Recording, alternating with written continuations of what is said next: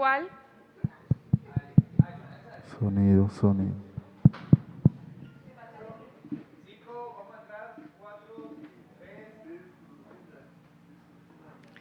Muy buenos días para todos y para todas. Bienvenidos al Centro Cultural de Cali, a nuestra Secretaría de Cultura. Muchos saludos también a todas las personas que se conectan a esta hora a través de nuestras redes sociales. En este momento que estamos viviendo nuestra Semana del Patrimonio para Cali, para nuestra Alcaldía de Santiago de Cali, para nuestra Secretaría de Cultura, es un honor poder abrir estos espacios de diálogo, de conversación, donde ponemos sobre la mesa temas como nuestras manifestaciones patrimoniales, temas tan importantes que queremos exaltar en el marco de esta Semana del Patrimonio, porque Cali es un patrimonio vivo. Hoy tenemos el honor de contar con grandes conocedores y conocedoras del patrimonio, no solamente de nuestra región, sino de todo nuestro país, de estas manifestaciones y el patrimonio material e inmaterial que enriquece, por supuesto, todo nuestro legado cultural y toda nuestra actualidad como ciudad y como país. Así que bienvenidos, bienvenidas y gracias por estar aquí en este día en el que vamos a desarrollar el panel Espacios patrimoniales, cultura y religiosidad afrodescendiente, expresiones que aún persisten. Para desarrollarlo tenemos unos invitados e invitadas muy especiales como la maestra Emilia Eneida, docente, gestora cultural, miembro de la organización Amafrocol y creadora del encuentro de peinadoras Tejiendo Esperanzas. A la maestra Emilia la invitamos por favor acá al frente y recibámosla con un gran aplauso. Muchas gracias, maestra, por aceptar la invitación y venirnos a compartir un poco de toda esa investigación maravillosa que ha venido desarrollando. También nos acompaña el maestro Santiago Arboleda Quiñones. Él es licenciado en Historia de la Universidad del Valle, magíster en Historia Latinoamericana de la Universidad Internacional de Andalucía, doctor en Estudios Culturales Latinoamericanos, profesor de la Universidad Andina Simón Bolívar, en Ecuador, coordinador de la Cátedra UNESCO de Estudios Afroandinos. Se me olvidaba decirles algo, la maestra Emilia Eneida va a hablarnos sobre un tema muy importante que además amo mucho, que es la afroestética e identidad. Interesantísimos los temas que vamos a abordar hoy. Y el maestro Santiago Arboleda nos va a hablar sobre su reciente libro, ¿Pa dónde vas, Nazareno, con esa pesada cruz? Meandros de los afrocolombianos migra desterrados. Bienvenido, maestro. Otro aplauso para él, por favor. Hoy también nos acompaña el maestro Alfonso Cassiani, palenquero, historiador de la Pontificia Universidad Javeriana, magíster en Historia y especialista en la enseñanza de las Ciencias Sociales de la Universidad del Valle, miembro fundador del Proceso de Comunidades Negras, PCN, rector de la institución educativa Antonio Santos en Cartagena de Indias. Fuerte ese aplauso para él. Bienvenido, maestro Cassiani, quien nos hablará sobre el paisaje cultural de Palenque entre la urbanización y la resistencia ancestral.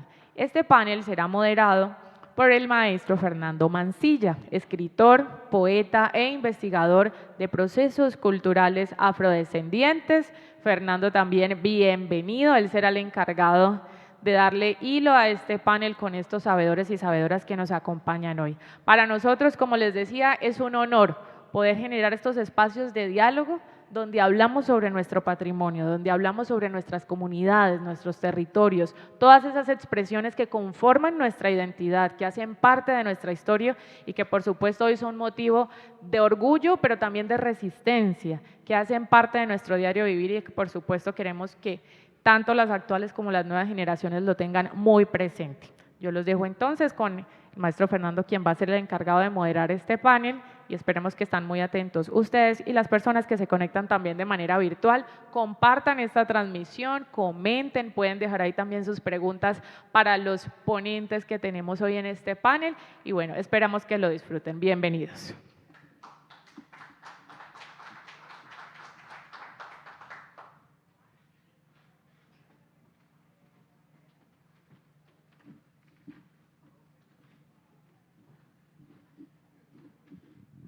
Muy buenos días.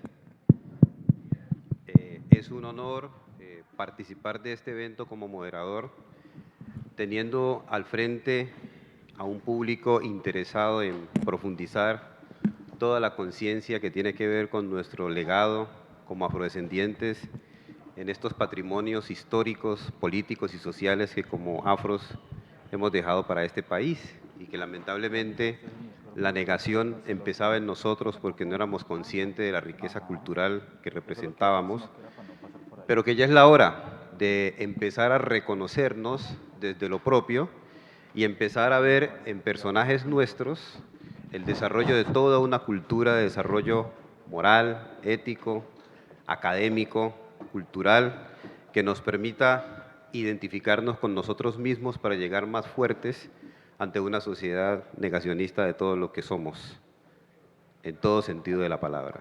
Mi nombre es Fernando Maclanil, soy nacido en Villarrica, Cauca, escribo hace muchos años todo lo que tiene que ver con el tema de la literatura y todo lo que yo he escrito pues también hace parte de un patrimonio y es un patrimonio que le vamos a legar a las próximas generaciones y a las presentes para que reconozcan que aquí hay creatividad en todo sentido, hay una creatividad espiritual, hay una creatividad académica, cultural, de género y hay una creatividad académica que cada día crece y nos sorprende.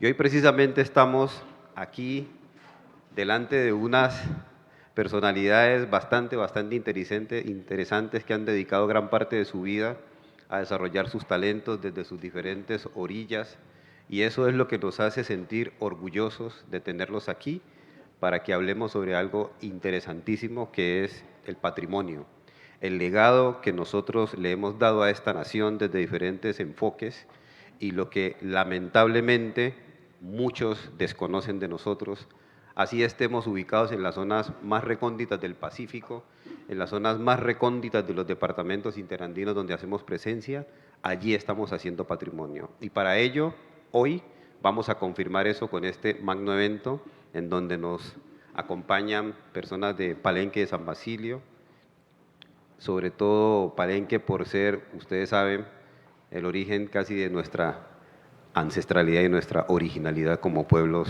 afrodescendientes del continente.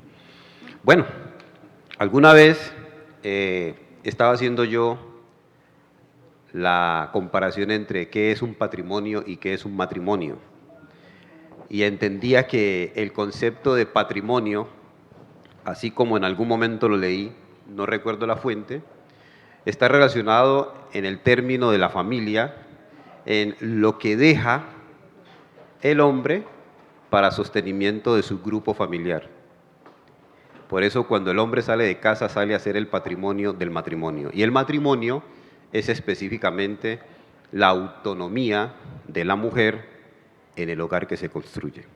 Entonces, al hablar de patrimonio aquí, en este momento, vamos a hablar de esa gran familia afrodescendiente de nosotros y de nosotras lo que hemos salido a fortalecer nuestros talentos para dejar un legado. Así que yo le doy la palabra al señor Cassiani para que se presente brevemente y nos comparta todo lo que considera pertinente para este evento. Bienvenido, maestro Cassiani. Buen día. Tengan todos y todas el mejor y el más cálidos y cimarrón de los días. Hoy hablar del espacio cultural de San Basilio de Palenque es absolutamente motivador después de haber apreciado en el día de ayer todo ese majestuoso recorrido de manifestaciones carnavalescas en Cali. Me dicen que están recuperando, que es un proceso de recuperación de una tradición y no hay mejor escenario realmente para relacionarlo con la dinámica y el proceso que hemos venido construyendo en Palenque, que hemos venido recuperando y fortaleciendo en Palenque y el escenario en el que nos encontramos hoy. En efecto, lo primero que quiero denotar es que cuando hablamos de Palenque, como parte del patrimonio inmaterial de la humanidad, estamos hablando de un espacio, es decir, cuando se va a dar el reconocimiento, por primera vez la UNESCO se ve forzada a ampliar el imaginario que tenían sobre la idea de los patrimonios, en tanto lo que se reconocía hasta el 2005 es una manifestación. El Palabrero Guayú, el Carnaval de Barranquilla, el Carnaval de Pasto, los cantos alegoría llanero, es decir, se reconoce una manifestación que tiene un nacimiento, que tiene un origen, que tiene unos desarrollos y que tiene además unas personas, unos querientes. Cuando se llega a la situación de Palenque, encontramos que no hay una manifestación y que las diferentes manifestaciones no se pueden subdividir ni separar la una de la otra.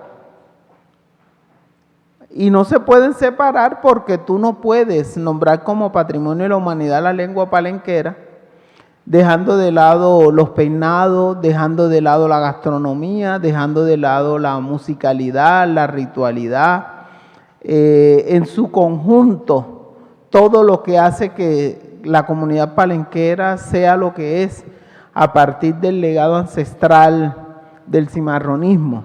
De tal manera que la fórmula precisa fue declarar el espacio como en su conjunto como espacio cultural del patrimonio oral e inmaterial de la humanidad. ¿Eso qué hizo? Que en efecto hablar hoy, hablar del pez de la comunidad no es otra cosa que hablar de un proceso de construcción y fortalecimiento del bienestar de la comunidad palenquera, del estar bien. Y ello implica además involucrar al conjunto de la comunidad, no solamente en Palenque, sino por fuera de Palenque, y aquí es en esencia donde se encuentra además con el escenario urbano. Es decir, en primer escenario es en su conjunto el paisaje cultural de Palenque cobija la totalidad de lo que es la comunidad a partir de su herencia ancestral. Ese fortalecer, ese construir, estar bien, implica además tener en cuenta la diáspora palenquera y tener en cuenta la diáspora palenquera en Barranquilla, en Cartagena y hoy incluso en Bogotá, que ha tomado una fuerza bien importante, una significación sustancial.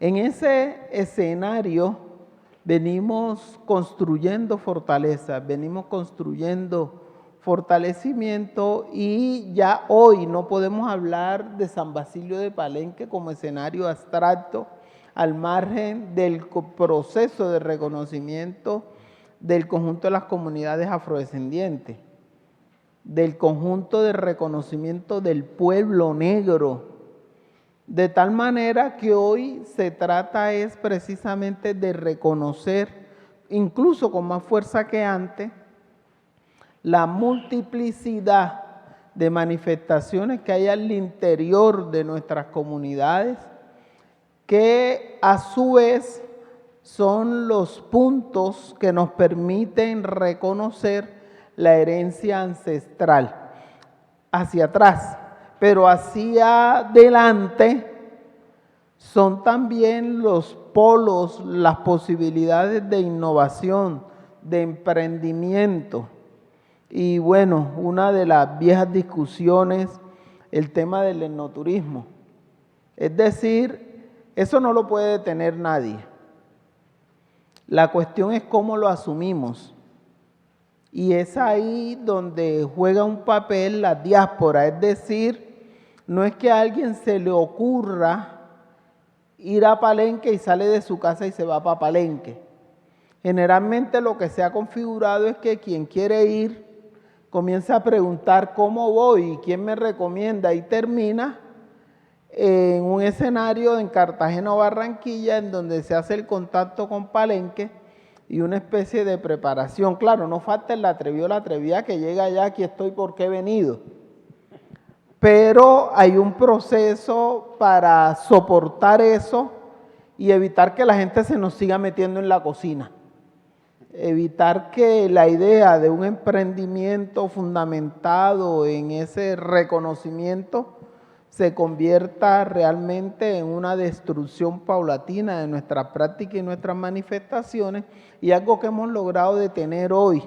Y digo hoy porque uno nunca sabe, y vuelve y surge, es que había un momento en que incluso nuestros jóvenes, y digo nuestros jóvenes porque era sobre todo un hecho en los hombres, comenzaban a utilizar las manifestaciones, la lengua, su conocimiento de baile, para parecer más atractivo y llamar la atención de las extrañas, de las fulanas. Entonces, era una utilización que amenazaba además con cosificar, con banalizar la lengua, el baile y demás como un simple hecho de representación. En esa medida, hoy por hoy, seguimos tratando de consolidar oportunidades reales en estos escenarios de la manifestación, en este escenario del reconocimiento que vaya más allá de un hecho económico. Por eso hoy estamos hablando de que es impajaritable como un hecho también de reconocimiento para el conjunto del pueblo negro, que Palenque se constituya en un municipio especial.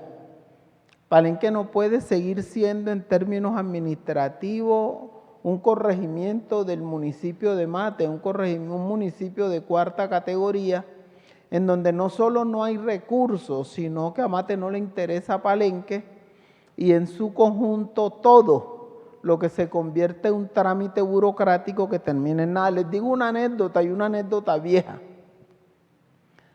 Una de las actividades, de las características de Palenque es que cada familia tenía un saber. Entonces los Hernández, por ejemplo, hacían queso.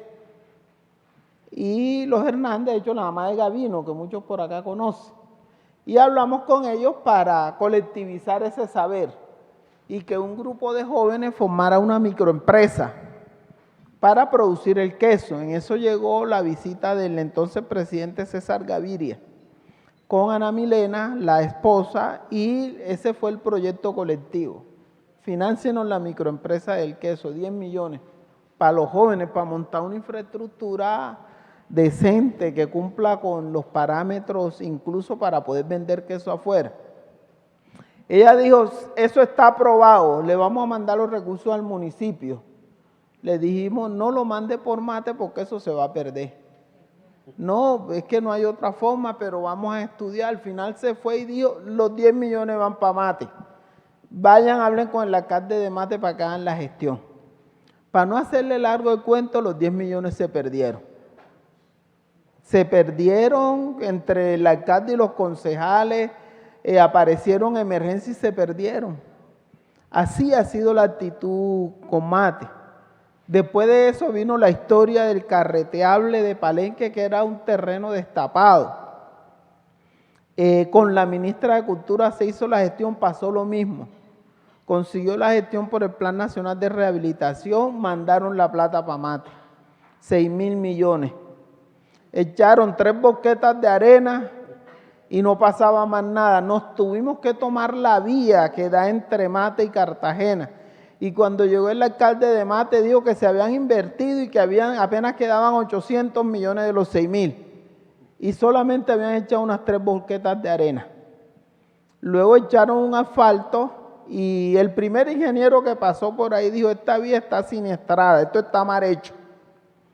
Y en efecto, eso sigue siendo un camino de herradura, el pedazo que pavimentó, que arregló Mate, que asfaltó y le echó. Es decir, hoy más que nunca adolecemos que Palenque sea un ente administrativo en aras a garantizar ese gran sueño de los ancestros de que el territorio sea administrado de manera autónoma y esté en función del fortalecimiento de la identidad.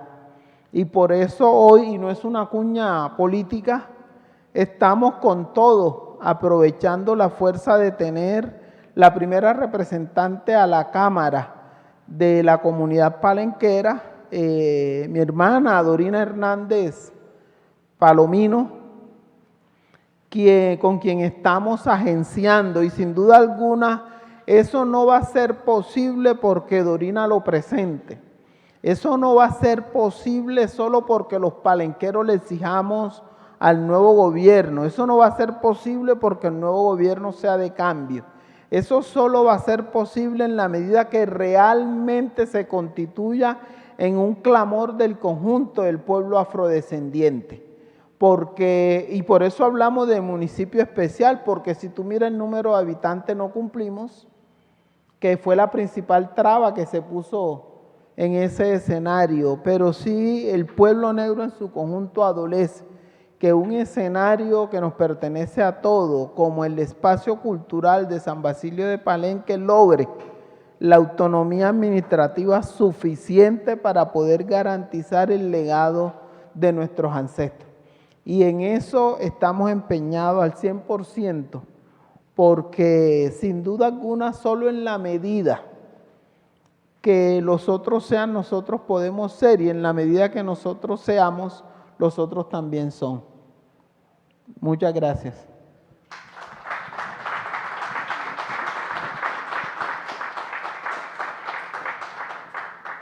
Queda uno sorprendido por todas las dificultades que no deberían vivirse en este caso, aunque las dificultades son bienvenidas, para que logremos desarrollarnos como nos merecemos. Y en ese sentido es bastante, pero bastante interesante hacer un llamado de urgencia para la unidad nuestra en defensa de nuestra verdadera cuna en Colombia, que es San Basilio de Palenque, y llevarla más allá de lo meramente histórico. ¿Por qué lo digo? Porque pues considero que así como hay sitios de peregrinaje en el mundo, San Basilio de Palenque debería también ser nuestro lugar de peregrinaje aquí en Colombia para los afrodescendientes. Bueno, le damos la bienvenida. Lo que pasa es que continuamos en el orden que estamos porque ella va a terminar con una presentación. Esa es la razón por la cual no le dimos prioridad aquí a la dama de él. ¿Sí? Pero me dijeron que en el programa a ti quedas de última. Sí, la señora Emilia. Claro, la dama siempre primero. Bueno, el maestro Santiago Arboleda representaría lo que podemos decir uno de los actores de nuestro patrimonio intelectual. Es un hombre académico, es un hombre que se ha hecho en las canteras de la academia y pues ha logrado llevar su nombre en alto, llevándonos a nosotros también, porque ha sido profesor en un país hermano que se llama Ecuador. Pero lo interesante de Santiago podemos resumirlo como ese académico que se enamora de lo propio, pero utiliza la plataforma académica occidental para empezar a hacer una academia propia y un pensamiento propio. Algo que se llaman descolonización y que algunos, ¿por qué no la mayoría de los académicos afrodescendientes están llevando a cabo? Porque estamos haciendo que se oiga una historia, pero no una historia de cadenas, sino una historia de creatividad y una historia de intelectualidad. Le damos la bienvenida al maestro Santiago Arboleda.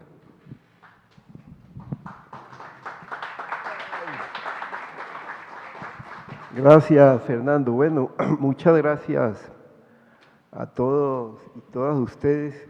Buen día, maestro, ¿cómo está? Muchas gracias a todos y todas ustedes por estar aquí en esta mañana.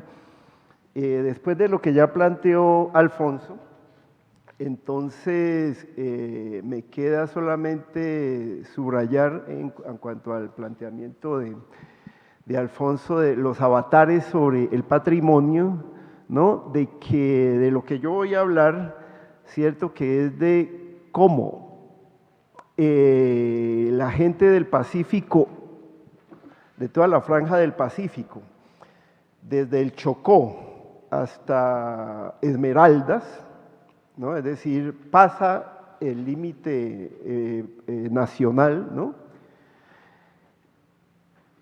llegó a Cali y llegó con su espiritualidad y la comenzó a reconstruir poco a poco. Y fue una reconstrucción que tiene sus antecedentes en los años 30 del siglo XX, ¿no? En una primera oleada empujada por la explotación de recursos naturales, la explotación maderera, ¿sí? La explotación minera, saca una población de allá y esa población llega en los años 30, ¿no? Y luego vemos otra oleada en los años 50. Y la oleada final está en los años 70, entre mediados, digamos, con los Juegos Panamericanos, en el 71, comienza a acelerarse una oleada de gente del Pacífico hacia Cali y remata con el maremoto del 79 en el sur, ¿cierto? Entonces yo lo que estoy diciendo es lo siguiente, primero que todo. Esta gente del Pacífico, que vamos a ver entonces que va llegando a lo largo del siglo XX, comienza a incidir en el cambio de una estética en Cali. Yo les voy a colocar lo más elemental. Cali hasta los años 30, el pescado que conocía era el bocachico, ¿cierto? El pescado del río Cauca, ¿no? Las mojarras. A partir de los años 50 ya Cali comienza a apreciar los peces del mar. ¿Sí? Claramente se dinamiza un vínculo mucho más fuerte con Buenaventura, ¿cierto? Y a partir de los años 50 Buenaventura comienza a ser el puerto más importante del país, no solamente del Pacífico como señalan. No, Buenaventura es el puerto más importante de todo el país, porque por ahí se mueve entre el 75% y el 80%, ¿no?, de la economía colombiana, entre exportaciones e importaciones, ¿cierto? Entonces, digamos, no podemos ni siquiera dejarnos atrapar en ese eufemismo. Entonces, claro, es de lo más elemental que yo les puedo señalar. Esa presencia de la gente del Pacífico comienza a cambiar la base alimentaria y el gusto, ¿cierto? Y comienza a incidir, ¿no?, en una manera particular, ¿no?, de representar la ciudad. Si ustedes revisan quiénes le cantaron, quiénes han simbolizado a Cali, entonces tienen que comenzar por reconocer que el himno a Cali lo construyó el Elías Martán Góngora. ¿Quién era el Elías Martán Góngora? Pues era un negro guapireño, poeta. Y después, ustedes, ¿cierto?, dicen, bueno, ¿y quién fue que escribió Las Caleñas y cantó Las Caleñas? Son como las flores. ¿Quién era ese? ¿De dónde era Piper Pimienta Díaz? ¿Cierto? Y si luego, Cali, Pachanguero, entonces cuando ustedes hacen una reconstrucción de la simbolización del pensamiento cantado sobre Cali, se dan cuenta de que son los afros del Pacífico. Es decir, en la medida en que la matriz africana entra y se apodera de esta ciudad y va desplazando el bambuco andino y todas esas manifestaciones que había, ¿no? Ya en los años 70, de esa aspiración del proyecto de las bellas artes que tenía la oligarquía emblanquecida caleña que estaba mirando para Europa, ¿cierto? Y que por eso se daba el lujo de mantener la caricatura, ridiculizando, ¿no es cierto?, la caricatura de la Negra Nieves, ¿no?, que una vez Charrupí le coloca la demanda a Consuelo Lago, entonces, ¿cierto?, entonces ya la mandó para la universidad y toda la cosa, ¿no? Nieves comenzó a estudiar y le colocó una familia y todo el asunto, ¿no? Sí, claro. Yo estoy señalando entonces lo recalcitrante de un proyecto racista contra nosotros frente al hecho de nosotros haberle dado una simbolización, una representación, una identidad propia, ¿cierto?, y hacia afuera.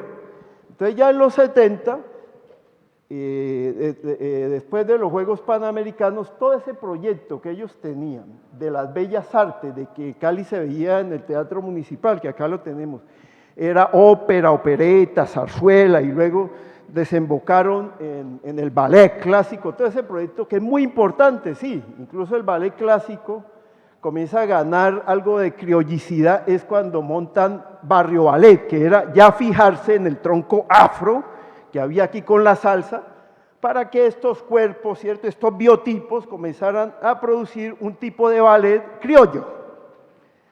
¿Qué es lo que estoy señalando? Que el proyecto de Bellas Artes fracasó y triunfó el proyecto popular de matriz africana en Cali. O sea, Cali en ninguna parte la reconocen por, ¿cierto? Blancanieves y los enanitos por ninguna obra clásica, ¿cierto? Incluso en la música, Héctor González, que es de los más destacados músicos, ¿cierto? Pues él se tuvo que alejar de toda la tendencia clásica que quiso imponer el conservatorio Antonio María Valencia, ¿cierto? Entonces Héctor González, que es el que nos ha representado y ha ganado los concursos de guitarra a nivel mundial, pues tuvo que apoyarse en el desarrollo armónico de la música del Pacífico, ¿cierto? El desarrollo armónico de ese tronco africano. Bueno, esto se los estoy señalando porque es muy importante en términos de que entendamos que hay una sedimentación histórica de la matriz afro que viene del Pacífico y se encuentra con una sedimentación histórica de la matriz afro del Valle. ¿Sí? Cuando entramos al siglo XIX, Cali, en Cali hay más o menos el 35% de personas afro. En los censos del siglo XVIII, San Antonio, toda esta zona de acá de lo que sería el Cali Viejo, ¿cierto? Cuando sumamos las categorías de negros, esclavos, negros libres, mulatos, pardos, zambos, cuando sumamos todos estos que derivan de la matriz africana, son mayoría en Cali, en el siglo XVIII. ¿No? Y en el siglo XIX han disminuido. Entonces se encuentran dos entronques. Uno que se ha desarrollado en las haciendas del Valle y que ustedes todavía encuentran familias, ¿cierto? Por ahí por San Nicolás, Barrio Obrero, que no descienden de estos que serían los caleños raizales, los bayunos raizales, que muchos entraron por Puerto Tejada, ¿cierto? El río Palo, ¿no? Y fueron los primeros pobladores, ¿no? Y de eso habla este libro, de los primeros pobladores que, de los primeros pobladores que ya aparecían a mediados del siglo XIX en Agua Blanca, lo que eran, ¿no?, la ciénaga y la laguna de Agua Blanca. Esos primeros pobladores venían de Puerto Tejada, de toda esa zona, entraban por el río Palo y llegaban por el Cauca y llegaban a lo que hoy sería Juanchito, con mercancías, ¿cierto? Entonces ahí se comienza a poblar el distrito de lo que luego va a ser el distrito de Agua Blanca en el siglo XX. Entonces, primer dato, ¿cierto? Triunfa en Cali simbólicamente la matriz africana, tanto raizal bayuna como la que viene del Pacífico. Y es con esa base de sedimentación cultural que se comienza a arraigar en Cali entonces la reconstrucción de las fiestas de santos. Esas fiestas de santos yo comencé a rastrearlas desde el año 88, pero me di cuenta que habían hecho un primer intento en los años 30, luego en los años 50, y ya consolidaron su reconstrucción en los finales de los 70, ¿no? Inicios de los 80, ¿cierto? Entonces, la gente del Pacífico Sur y del Pacífico en general, porque el último en ya publicarse fue el Zampachito, ¿cierto? Pero antes del Zampachito, que corresponde a la matriz chocuana, ya la gente del Pacífico Sur había reconstruido aquí la fiesta de la Virgen del Carmen, el 16 de julio, que es una virgen, ¿cierto?, común, da identidad común al Pacífico y a Colombia, pues, sí, dentro del calendario católico es muy importante, mundial. La fiesta del Nazareno, que se celebra el 6 de enero, ¿cierto? Y es un tronco de la gente de Magui Payam, de los barbacoanos, la fiesta de la Virgen de Atocha, que se celebra el 15 de agosto, la fiesta del Divino Niño, ¿cierto? Entonces comienza una reconstrucción, la fiesta de las Mercedes, entonces de eso es que yo hablo aquí, ¿cierto? Yo me demoré 10 años haciendo esta investigación en Cali con una metodología de investigación participativa. Yo comencé a convivir con mis paisanos, ¿cierto? Y después de reconstruir aquí, fui al Pacífico, hice la comparación, ¿no? En Barbacoas, en Tumaco, tanto rural como urbano, ¿cierto? En el Charco, en La Tola, ¿no? Me recorrí un poco el Pacífico. Entonces eso es lo que ustedes encuentran aquí, una explicación de cómo era allá y cómo se reconstruyó aquí, cómo se adaptó, ¿no? Este complejo que son fiestas de santos, ¿no? Que guardan mucho de esa matriz africana, es sincrética, ¿cierto? ¿No? Entonces, claro, la fiesta de las Mercedes es importante en varios poblados del Pacífico, pero en el sincretismo que hicieron los descendientes de africanos con el catolicismo, y yo ya voy a ir cerrando, las Mercedes equivale o es una equivalencia, ¿cierto? O se entronca con Otbatalá, ¿cierto? ¿No? Entonces, claro, usted en los cantos puede mirar y en la gestualidad puede mirar rasgos de esa africanidad. La Virgen del Carmen, que es tan importante, ¿cierto? Se sincretiza con Ollá. Es uno de los caminos de Ollá dentro del panteón Yoruba, ¿cierto? Y entonces usted puede ver, ¿no? Usted puede ver cómo en la gestualidad, en lo que se canta, ¿cierto? Y en la forma de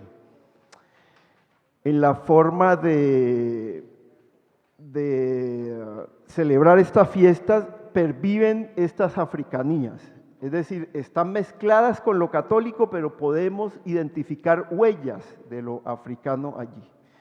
Entonces, claro, esto estuvo de espaldas a la ciudad hasta el 2011. En el Petronio se organizó, ¿cierto? Y las colonias alrededor de esto. En el 2011 salieron por primera vez con apoyo de la pastoral afrocolombiana, ¿no? Salieron acá al centro de la ciudad. Pero esto sigue estando en un espacio clandestino, fundamentalmente en el distrito de Agua Blanca. Yo diría, ya para ir cerrando, que si pensamos en tomar en serio estas fiestas como patrimonio, tenemos que tener un enfoque, ¿no? Integral de mejoramiento de la calidad de vida de estas personas, ¿sí? Entonces, porque estas fiestas marcan territorios. Y entonces no vale la pena solamente patrimonializar la manifestación, sino el territorio que les ha servido de nicho. Y un poco estoy pensando en lo que pasa con todas las fiestas alrededor de los santos en Brasil, tanto en Bahía como en Salvador, ¿cierto? Cuando entran en el proceso de patrimonio, pues hay que patrimonializar todo el complejo, que es la música, son los instrumentos, son los bailes, ¿cierto? Son las comidas, ¿cierto? Todo lo que está allí, todo ese complejo vital y estético que implica la fiesta como espacio de encuentro, de comunicación, de ensamble, de identidad, de retroalimentación y actualización de las relaciones sociales, de mantenimiento del parentesco, de convivencia, ¿no? De construcción de paz, en términos de espacios, son muy importantes, ¿cierto? Entonces, claro, cuando entra la política de patrimonio, en el caso de Brasil, entonces le entrega un recurso para que la gente se organice, ¿cierto? Alrededor de las comidas, pues los restaurantes y todo, ¿no? Y crea una seguridad, ¿sí? La seguridad económica que busca al colocar el recurso para los que desarrollan la fiesta, implica también una seguridad territorial, porque generalmente estas fiestas se han reconstruido en lo que consideran las zonas más peligrosas de la ciudad, ¿cierto? Allí se recrea esta espiritualidad. Entonces, la intervención desde el patrimonio implica también garantizar la seguridad territorial, ¿sí? Pero fíjese, lo primero es seguridad económica, que a partir de lo que ellos saben hacer le genere una economía. Y una vez se tiene seguridad económica, que hay fomento para esa manifestación y seguridad territorial, entonces entra ahora sí la propuesta de turismo comunitario. Y la idea de turismo comunitario es muy de Ecuador, Perú, Bolivia, ¿no? Sobre la base de la oferta ecológica y de la oferta cultural, ¿cierto? Entonces yo sí veo que aquí tenemos grandes posibilidades, ¿no? Esta investigación yo la terminé en el 2000, sí. Entre 1989, fueron 11 años, terminé en el 2000 de escribir esto. En ese tiempo nadie se interesó por esto en Cali, ¿cierto? Y terminó publicándose en Ecuador. La editorial Avia Yala lo publicó 15 años después, ¿no? Entonces estuvo 15 años guardado esto, se publicó recién en el 2015, ¿cierto? Entonces si de verdad se está tomando en serio esto, yo los invito a que hagan una edición, ¿no? Esta es la editorial que publica más caro en Latinoamérica, por eso este libro es carísimo, porque no, los ecuatorianos se interesaron por esto. Entonces, sería bueno, si estamos tomando en serio el asunto, de que se hiciera una edición aquí en Colombia, ¿cierto? Y que llegara a las instituciones educativas, a las entidades culturales y a los portadores, ¿no?, de esta tradición. Bueno, muchísimas gracias.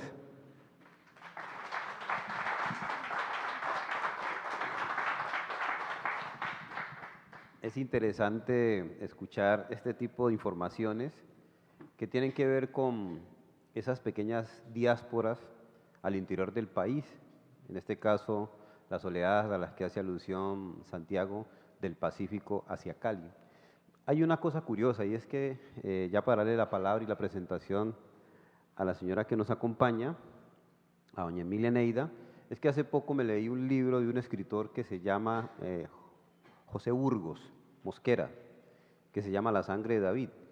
Y en esa novela se encuentran dos personas o dos culturas de la diáspora, que es la cultura de la diáspora judía en el Valle del Cauca y la diáspora africana en el Valle del Cauca. Y es una novela interesante que me hace caer en cuenta el maestro Arboleda, porque si hay algo que no se ha explorado, pero sí en la literatura como lo hace el maestro Burgos, es ese encuentro tan violento entre el judío y el afrodescendiente en la conformación de los ingenios azucareros. Por eso es interesante ahondar en este tema y creo que nos sirve punta de flecha los datos tan interesantes que nos ha dado el maestro Arboleda, porque ciertamente en esta diáspora al interior de nuestro territorio, encabezada por nosotros mismos, nos vamos encontrando en el ajedrez con un afro distinto al otro, y es curioso porque las grandes gestas que hasta ahora se han dado en el norte del Cauca, una de las más importantes son las invasiones de tierra para formar espacios de vida, y eso lo generó la población del Pacífico en Puerto Tejada. En Puerto Tejada hubo una invasión muy fuerte de gente del Pacífico, que hoy es un barrio que se llama Carlos Alberto Guzmán, y que pone en evidencia la diferencia entre el afro interandino y el que viene de allá expoliado y desplazado por todo el tema de la minería y la economía de poder. Bueno, le damos la palabra aquí a mi señora Emilia Neida con el tema de la afroestética. Alguna vez estuve leyendo por allí sobre el tema de qué es la estética. Y la estética es específicamente las cosas que están en su justo lugar, en su justa proporción.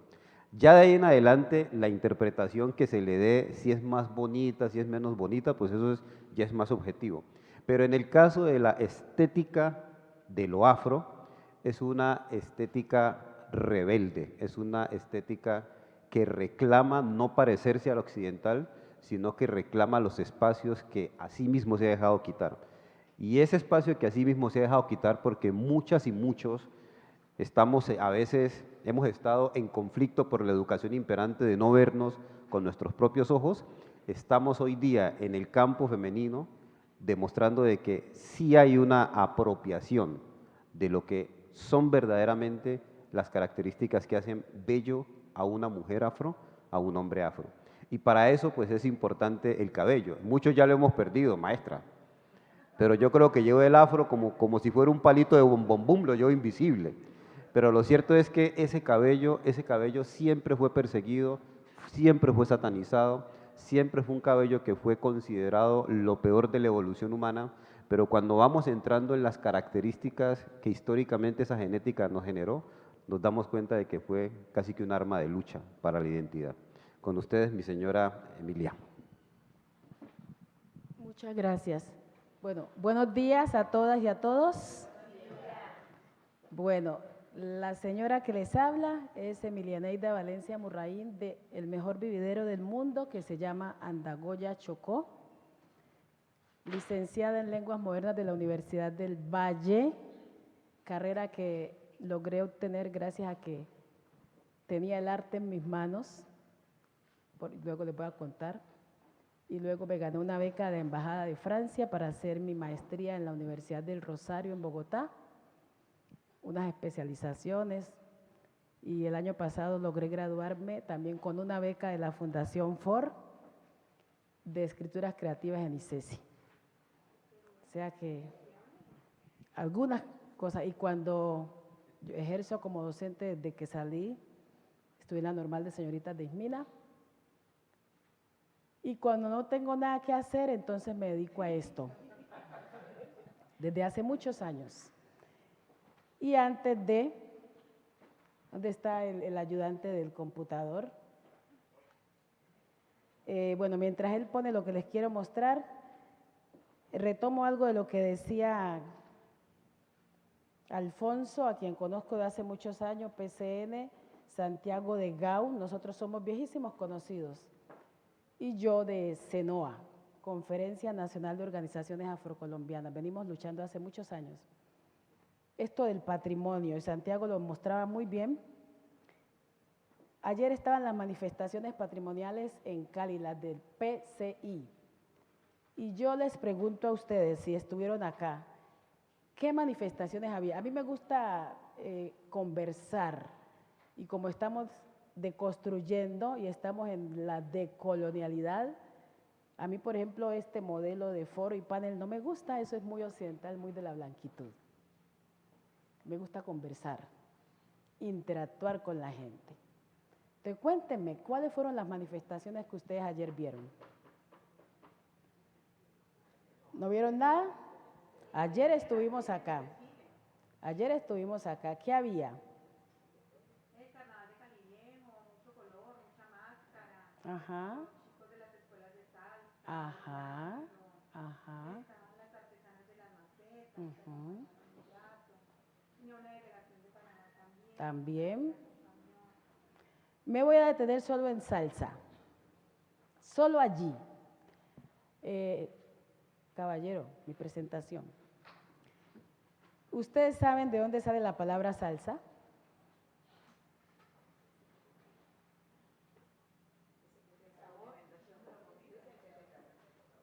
Dicen que es de Cali. Bueno, tengo entendido que ese nombre viene de un programa de televisión que se hizo en Panamá cuando estaba Ricky Rey, y era alusión a un producto de una salsa de tomate.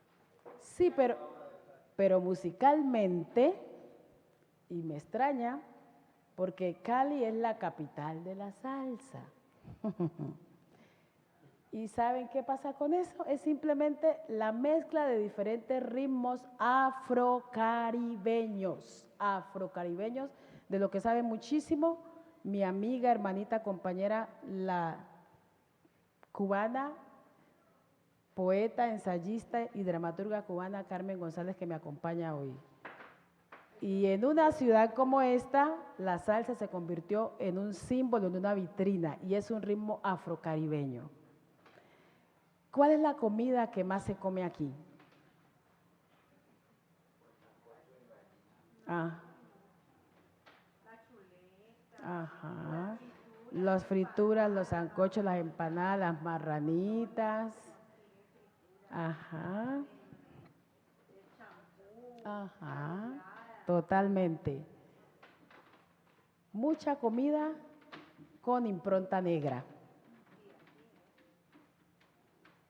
En cuanto a la danza, es decir, yo siempre digo a la gente, quitémosle a Cali el chontaduro, quitémosle la comida que en Granada ya venden sancocho de pescado y no sé cuántas cosas más, quitémosle a Cali la salsa, quitémosle el Festival Mercedes Montaño, quitémosle el Petronio Álvarez, quitémosle un montón de cosas a Cali. ¿En qué queda?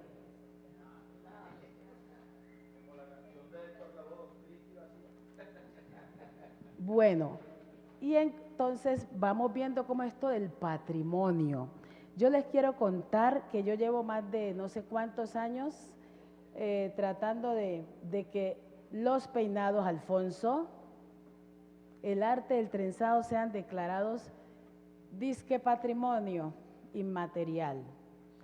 Y la semana pasada se lo dije a la gente de patrimonio, yo no tengo por qué estar dando más lora. El Consejo de Patrimonio lo conforman unas personas que no sé cuántas de ellas saben hacer una trenza. Y como por qué o qué tendrían que validar una práctica ancestral, tradicional, estética de las comunidades negras. Como por qué o qué. Y Alfonso, ya tú lo decías, el espacio de Palenque, pero los peinados están presentes en todas las comunidades negras en este país. Es una cosa que nos une a todos y a todas. Por eso ahí tenemos que dar una lucha conjunta. Incluso nosotros, cuando sale la ley del DJ, nosotros dijimos dejarnos por fuera El ñeque, que también es. Totalmente. Pero fíjese, ¿por qué les digo que los peinados nos unen a todos y a todas? Porque han de saber ustedes que todas las comunidades negras en este país son diferentes musicalmente, gastronómicamente y religiosamente. En Palenque tenemos la ceremonia del Lumbalú y en el Chocó y en el Pacífico tenemos el chigualo acá en el sur, los alabaos también en el norte. Bueno, es totalmente diferente y la comida es totalmente diferente. Por eso yo le peleé este año a Ronald y le dije, vea, ¿usted por qué me invisibiliza la comida del Pacífico Norte? ¿Ustedes sabían que todos los negros y todas las negras no sabemos de pescado?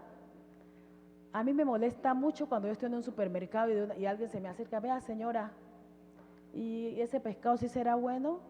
Bueno, yo porque tengo que saber, pero ¿por qué? ¿Qué le hace siquiera atreverse a suponer que yo sé de pescado? A ver, ¿por qué ustedes creen? Falsos imaginarios y estereotipos. Y resulta que la base de la comida del Pacífico Sur, que es Valle, Cauca y Nariño, sí son pescados y mariscos y coco. Y la base gastronómica del Pacífico Norte es queso, plátano, carnes saladas. Chocó. Y yo lo sé muy bien porque con Germán Patiño como director de cultura en ese entonces, yo hice el recorrido por el Pacífico. Sí tenemos pescado, pero de río, Boca Chico y otros. Y sí tenemos de mar por acá en Vallasolano y todo eso. Pero es totalmente diferente la comida. Y estas cosas hay que enseñarlas. Directora de Petronio, doctora Ana, yo lo he propuesto, hay que hacer pedagogía. La gente no puede venir a Petronio solo a brincar y a emborracharse. ¿Mm? Y la música es totalmente distinta a la organología.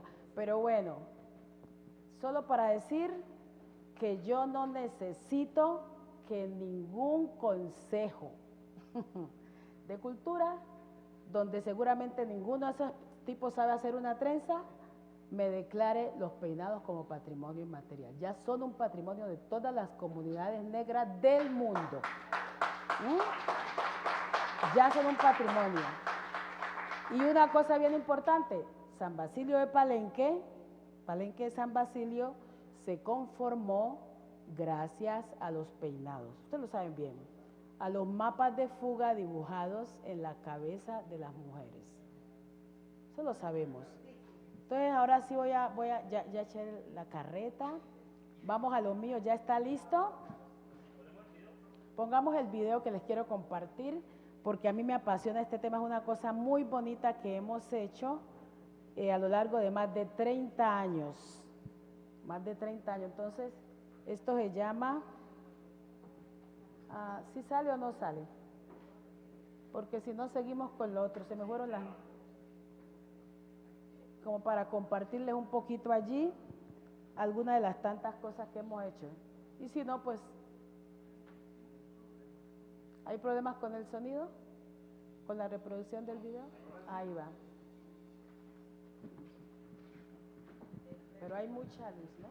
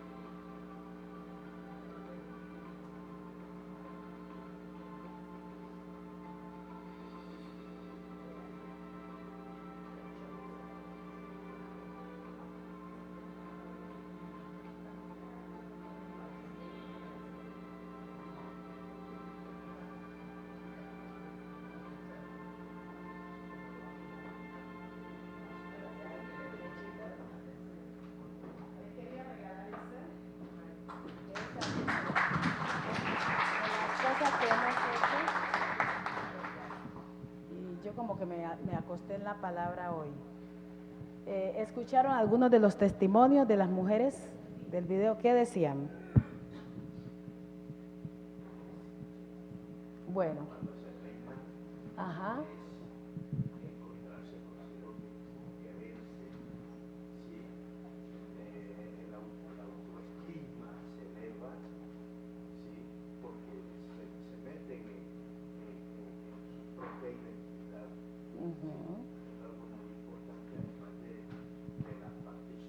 Totalmente. Totalmente, es sanador. Y de hecho, ¿a cuántas las peinaba la mamá? ¿Recuerdan que nos dormíamos y como que nos relajábamos? Ah, bueno, esa es otra historia. Voy a hablar muy rápidamente porque yo creo que ya me he tomado casi todo el tiempo. Entonces, lo que él dice, se reconocen, se valoran, se quieren, se ven bellas, pero no siempre fue así. Devuélveme, por favor, ya, así. Ya nuestro moderador hablaba del término de la estética. Aquí en Colombia, en el mundo en general, se concibió la estética simplemente desde el punto de vista de la blanquitud. O sea que todo lo negro era feo. Lo único bello, lo único bonito era, puedes decir algo, en la televisión colombiana eran las mujeres blancas, delgadas, altas, lacias e incluso rubias. Y las mujeres negras no estábamos allí. Sigamos. Por tanto, nosotras no éramos bellas de ninguna manera, y eso lo reforzaron los libros de texto, las cartillas en las cuales aprendimos a leer. Las reconocen, ¿verdad? Las reconocen. Con una iconografía, doctor Santiago, totalmente blanca, ¿no? Mi mamá me ama, mi mamá me mima, pero yo en Andagoya chocó en la escuela de la compañía, Chocó Pacífico. ¿Cuál mamá blanca? No tenía nada que ver esa cartilla conmigo en absoluto. Y sigue, ¿no? Sigue. Sigue, por favor. Los cuentos de hadas siguieron reforzando ese estereotipo. Todos leyeron Caperucita Roja, Blancanieves y no sé qué, ¿no? Y luego las novelas, las fotonovelas. ¿Cuántos leyeron fotonovelas? Corín Tellado. Protagonistas totalmente blancos. Daniela Romo, me acuerdo tanto, sí. Ella era protagonista.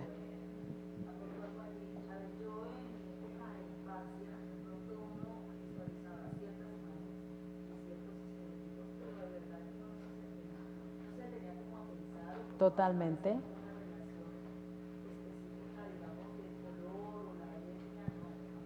Totalmente.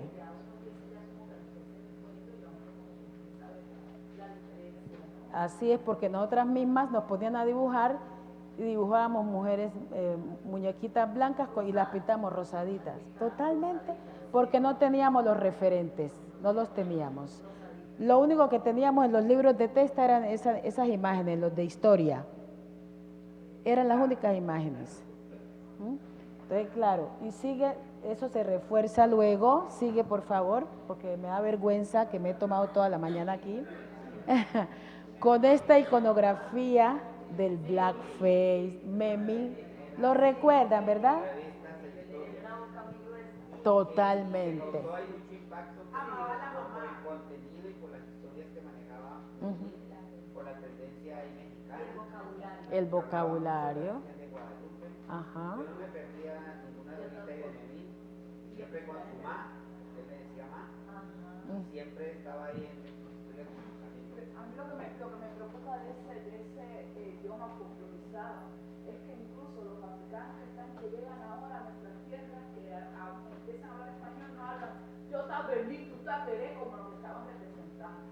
Las personas que no entienden cómo afecta eso a la comunidad afro, ven eso como una cosa positiva, pero las personas que sufrimos la exclusión lo vemos como algo que nos alegró durante toda la infancia, porque esa era la representación de nosotros. Ya vemos negros de todas las partes de Colombia, incluso yo que soy de Cuba, y ninguno tenemos las bocas de esta tierra. Totalmente, yo siempre le digo a la gente. Muy exagerada, y en lo que ridiculizaban nuestra raza, nos cómo construimos América. Ujú. Que sobre estos brazos, sobre estos hombros están todos los ferrocarriles, todo el desarrollo de América. Eso no fue contado en ninguna historia, ni de Lenin, ni de él, de fulano ni de tal. Yo siempre, 1, 2, 3. en mi contexto, yo criticaba cuando sacaron el comercial de límpido Blanquita, porque bien morena ella, Con Alicia. y bien grande, y con el límpido para limpiar, para blanquearla. Y Blanquita llama a mi señora, es decir, lo que ella dice es cierto. A uno la llamaban a la televisión a hacer un papel y querían que uno hablara como supuestamente hablamos los negros o las negras y no es así. Y siempre se veía en las novelas, ¿Mm? perdón, que la negra era la de la selva. Totalmente, totalmente. Y por eso está ahí la Negra Nieve de la cual ya habló Santiago y que gracias a la tutela la sacó de esa situación en la que nos han encasillado eternamente. No estamos diciendo que el ser empleado o empleada doméstica sea malo, pero es que nos dejan ahí encasillados, al punto que cuando uno está en su casa, si uno vive en un estrato 4 por algo, en una unidad residencial, la gente allí cree que es que uno es la empleada doméstica de alguna de las casas. Bueno, espera un momentico porque me están diciendo que ya se me acabó el tiempo. Señor moderador, ya se me acabó el tiempo. Pero es que yo voy por la mitad apenas. Estamos deconstruyendo y eso empieza por hacer otro tipo de espacio que no sean así tan cuadriculados. 1, 2, 3, 4. 1. Bueno, su esposo. Eran dos cosas, ¿no? El primero, digamos, aquí lo que decía la compañera, el hablado, digamos, que tiene que ver más con una cuestión fisiológica, una cuestión fonética, digamos, puedo decir así, o una tradición, un acento, una forma particular de hablar. Yo lo digo ¿por qué? Porque yo vivo astuto y a mí me costó mucho acondicionar mi cara de Cali porque tienen la tendencia de llamarnos brutos. Sí, yo Sí, sé. pero eso es una cuestión histórica, porque Pasto tenía una muy buena relación con la corona española. Entonces, cuando llegó la niña allá a querer rebelizarnos, lo que hicieron los pastusos fue poner preso a Antonio Nariño. Y desde eso nos ganamos el estigma de brutos, de pendejos, pero resulta que hay muchos paisanos míos que hemos demostrado en el país que ese es un Que son muy inteligentes, sí, yo se lo conté a ella. se burlaban de la forma Totalmente. en que nosotros hablábamos. Que pastocito, que me entiendes. Entonces, todo ese tipo de cosas, nosotros también, digamos, en parte las hemos ahí logrado ahí superar. Y segundo, también hay un programa muy didáctico, aquí en Colombia, que la han permitido mucho, el de los puros criollos y todas las enseñanzas del profesor superó asuntos de lenguaje y ahora con sus asuntos hay de tecnología. Gracias. Tendríamos que tener un programa, un espacio solo para hablar de dialectología y pare de contar, porque es que ahí esta gente me estaba haciendo así y entonces, pero muchas gracias. 2, 3. 2, 3.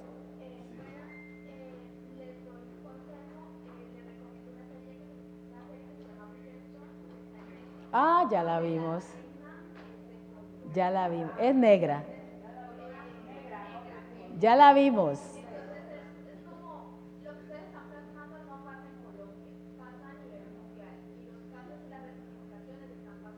En el nivel mundial, totalmente.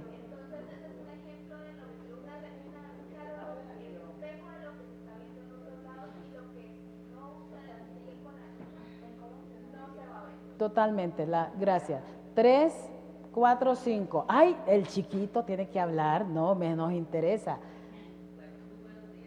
Buenos días.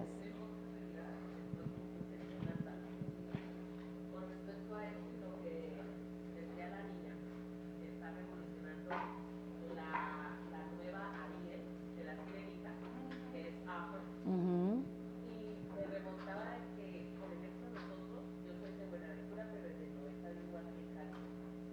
Nosotras, obviamente, primero fue la clave, la listado, etcétera, pero por cosas de enfermedad de estudiantes, inmigrantes, me decía la tarea de cortarme el cabello. Ahora soy con radicalizado es tan fuerte que le va haciendo saber. Sí. Nosotros somos personas resilientes que nos gusta venir a hablar. Entonces debemos de reconocer eso. Lo que decía ella no solamente es a nivel nacional, sino internacional, porque durante la pandemia con Black Lives Matter, Ajá.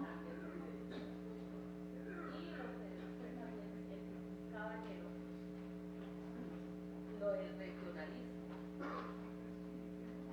eso todavía se debe, que porque es facilito, entonces así mismo íbamos simplificando las cosas. Entonces ahora, este es el momento de repensar estas situaciones. Afortunadamente tenemos un gobierno pluriétnico y multicultural, como lo es un costeño y una afrodescendiente, que en estos días me sorprendió venir en la marcha una señora refiriéndose a doña Francia como un signo. Lo han seguido haciendo. Gracias. Es decir, tendríamos que hacer toda una jornada para hablar de todos estos temas. 4, 5. Bueno, yo tengo una inquietud. Yo soy artesana del azúcar y nosotros tenemos una leyenda urbana de Dorotea. Entonces, la leyenda urbana habla de una señora negra. Yo he visto muchos talleres a mucha clase de personas y me he encontrado que yo ya no sé qué decir. Si Dorotea era negra o Dorotea era afro. Ahora ya digo Dorotea, porque a veces digo negra y por ahí no falta quien me diga afro, no es negra. Y a veces digo afro y hay alguien que me dice no es afro, es negra. Entonces, a mí me gustaría mucho que se unificaran como esos criterios para uno poder hablar con propiedad. Bueno, hay una cosa, yo me reconozco como una mujer negra afrodescendiente y a mí no me molesta, es decir, es... que estamos en vivo y nadie está hablando al micrófono. Yo estoy aquí. ¿Se los pasamos? Ay, entonces, se los pasamos. Ah, bueno, vale, de acuerdo. Sí, entonces, negra afrodescendiente, lo que pasa es que depende de cómo nos digan eso y que no sea nuestro nombre, nuestro apellido de todo el tiempo. Los maestros y las maestras en la escuela no tienen por qué llamar a los niños y a las niñas el negro de allá, el negrito, la negrita. De hecho, tuvimos una campaña que se llamaba Yo no me llamo negrito, yo no me llamo negrita. Y que en términos generales nos traten como se trata a todo el mundo. Si yo estoy en un paradero, el señor no tiene por qué irme a decir, ve negra. No, dígame señora, ¿me entiende? Es en ese sentido. Y yo me reconozco como negra afrodescendiente y así tenemos que hacerlo Santiago, donde está Cassiani, porque las acciones afirmativas, como los cupos en las universidades, las becas de CETES y otras cosas que se han conseguido gracias a nuestras luchas para reparar toda la expropiación, la invisibilización, la marginalidad, todo lo que usted quiera, es para la gente negra de piel. Así de sencillo. Es que es por negra, por oscura que nos han discriminado. Entonces, con eso, si no le anteponemos la palabra negro, perdemos. Porque con el cuento de que todos somos afrodescendientes, la gente ha ganado tutelas para adquirir los cupos y las becas. El joven aquí que me interesa sobremanera, venga, que el micrófono es suyo, mijo. Venga. Las nuevas generaciones de negros afrorenacientes. Buenas, mi nombre es Josué Arestiano Arboleda Cosio. Yo he visto en varias películas de Disney y eso, una nueva que ganó un Oscar. A veces en las películas de Netflix veo muchas personas que nomás se ven como personas que no representan la negritud, pero también veo muchas personas que también son negras y también participan como protagonistas. Ese nomás se presentó como ahorita como en el 2000. En Pocahontas, como en Disney, ahí aparece como una protagonista negra, también como en Encanto. Entonces también ahí están fomentando nomás a las personas negras. Muy bueno, gracias. Y pronto tendremos Wakanda Forever, ¿no? Ahorita en noviembre. Muchas gracias. Entonces sigo, por favor, siga para que terminemos, porque me van a matar. Buenos días, yo soy docente del grado Transición y al realizar algunas actividades yo observo que hay niños que no se quieren identificar. Entonces allí empieza nuestro trabajo, a que ellos ya empezar a trabajarles la identidad. Gracias. Pasa. Bueno, y me salté lo del soldado Micolta porque todos conocen la historia, todos la conocen. ¿Por qué llegó allá? ¿Ese ya es el final? Sigue. Bueno, lo que más nos identifica como personas negras obviamente es el cabello, ¿no? Ya lo habíamos dicho. Usted puede tener la piel clara, pero si tiene el cabello rizado, su fenotipo por ahí es negro, y ahí en Estados Unidos existe la gota de sangre que ya todos y todas conocen. Y ya saben cómo nos los han llamado de mil maneras. ¿Me recuerdan algunos de los nombres feos con que llaman este cabello? Pimienta, chontudo, churrusco, chuto, runcho, todo lo que ustedes quieran. Ruñido, claro. Entonces, frente a todos esos insultos, frente a la iconografía negra, pues las mujeres negras, por toda esa racialización, lo que tienen que hacer es acudir a esto. Ya la compañera nos contó, las que nos analizamos en algún momento pasamos por esa tortura que significan las cremas alisadoras, que en la época mía era la perrata, ¿no? Así la llamábamos, la casera, que sigue, que produce cosas como esas. ¿No? Sí, dale otro clip. Devuélvete un momentico ahí donde estaba ella es Naomi Campbell, ¿no? Uso y abuso de las extensiones, que es otra esclavitud moderna, la pegan con cualquier cosa, ¿no? Y esta es una cabeza alisada, abusada por químicos. Y ahora sí, la cuestión va más allá, sigue. Bueno, ya vamos en ese proceso también. Pero la culpa es del racismo, de la racialización, de la colonialidad, eso lo sabemos. Por eso nosotros no criticamos ni juzgamos a las mujeres que se han alisado, que usan extensiones. Es que nos enseñaron a odiarnos, nos dijeron que no éramos bonitas, que éramos feas, y que para conseguir los buenos empleos, entonces teníamos que lucir como las otras. Es por eso, ¿me entienden? Sigue, por favor. Y entonces ahí es cuando llegamos nosotros a rescatar esta vaina. Llegamos a rescatar esto, a revitalizarlo. Sigue, por favor. Que no es privativo de Colombia, es del mundo. Hace rato teníamos que haberlo. Y ahí, bueno, yo muestro ahí lo de los mapas de fuga, la costumbre de que nos peinaran las mamás, peinados palenqueros. Sigue, por favor. Todas conocen lo de la historia de los mapas de fuga, no la voy a repetir. Y también conocen que eso nos sirvió para guardar, ¿se acuerdan? No tengo que contarlo. Las semillas, por eso es que a veces en el aeropuerto nos quieren parar, ¿no? Y por eso a las cárceles no se puede entrar con trenzas, porque ahí perfectamente podemos guardar, no es una bodega, la carterita. Y las que tienen abuelas negras lo saben muy bien. Usted busca la cabeza de la abuela negra y ahí encuentra desde fósforos hasta monedas, eso lo sabemos. Una estrategia. Bueno. Y entonces ahí yo muestro, estos son algunos de los peinados que tuvimos, este es el primer Tejiendo Esperanza que hicimos, para que vean que nuestras mujeres son artistas, yo las llamo artesanas capilares o artistas del cabello. ¿No? Seguimos, y lo chévere es que las mismas peinadoras les asignamos los nombres de acuerdo con el contexto sociopolítico del momento, con los elementos del entorno, la batea, la flor de la papaya, la piña, la media piña, bueno, y pare de contar. Y ahí hay muchas clases de peinado, pero voy a pasar porque vamos a dejarlo para otro espacio para que nos rinda, para que no me van a echar de aquí.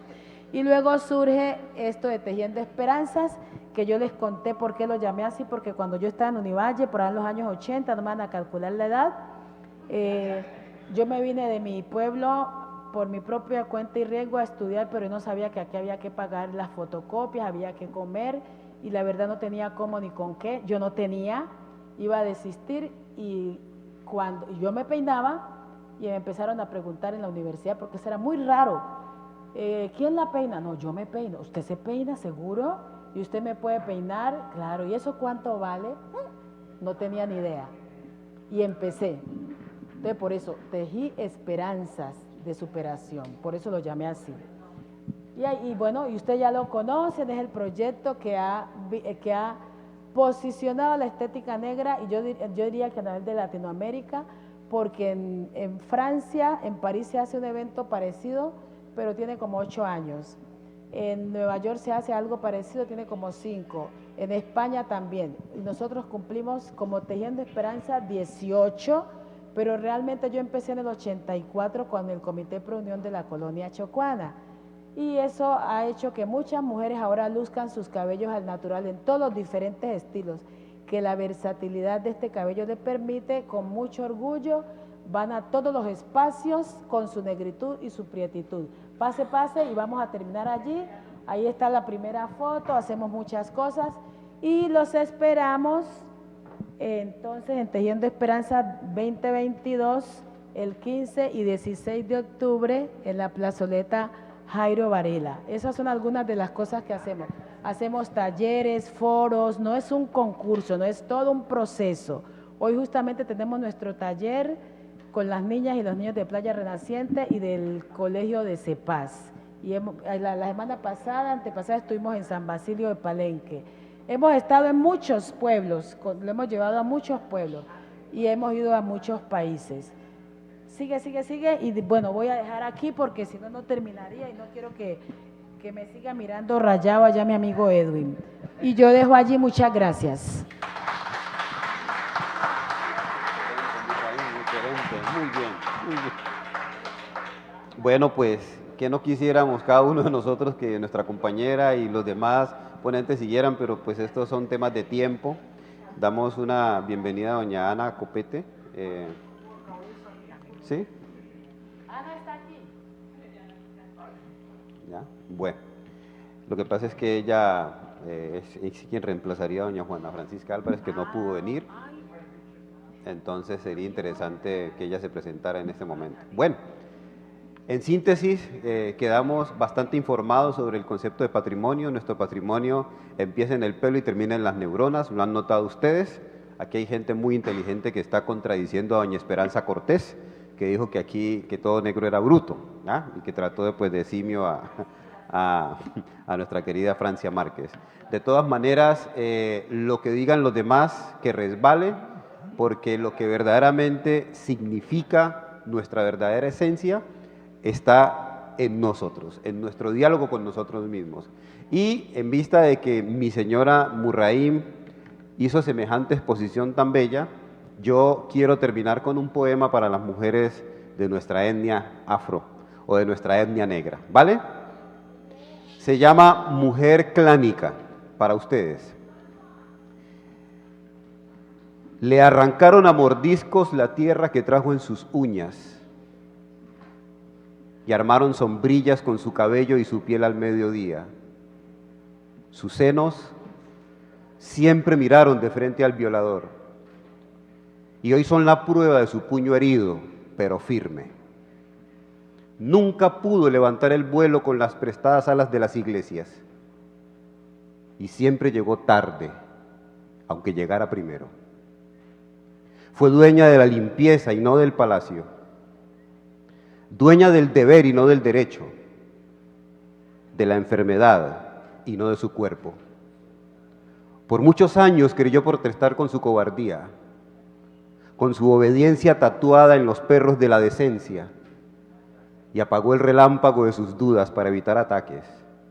La escuela fue una ofensa, su llanto una calumnia y una falla su particularidad física, hasta que un día descubrió que su piel oscura es la única que pasea a la noche en pleno día, y desde entonces se salió de la fila, arrebató su antorcha y mostró sus dientes. Muchas gracias, y gracias por asistir.